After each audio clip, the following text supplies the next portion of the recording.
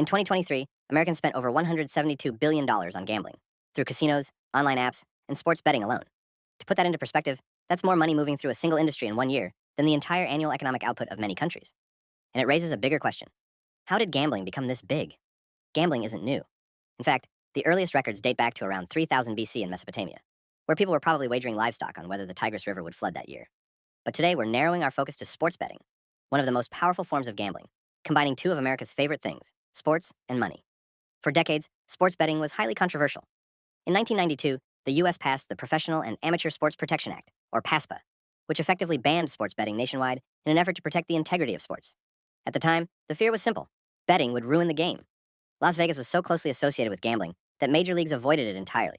It didn't get its first professional sports team until 2017. Ironically, some of the biggest arguments against sports betting came true.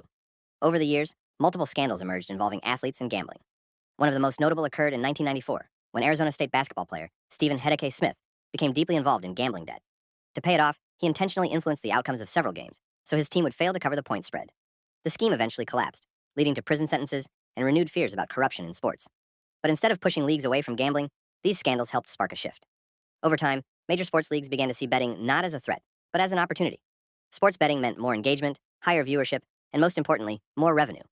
Per 2023, since legalization, Americans have spent over $220 billion on sports betting. That pursuit of profit created a snowball effect, one that's led us to today's media landscape, where sports betting apps are embedded into broadcasts, sponsored segments, and seemingly every other commercial. Sportsbooks spend millions on marketing and continue to become one of America's highest grossing industries. In the US, sports gambling accounts for a little more than 1% of all consumer spending, which sounds negligible. However, when put into perspective, the average sports gambler spends around $3,000 a year, and millions of Americans participate yearly. What was once banned to protect sports has now become one of the biggest businesses built around them. The American sports betting epidemic has only begun, and one of America's highest grossing industries will only continue to skyrocket.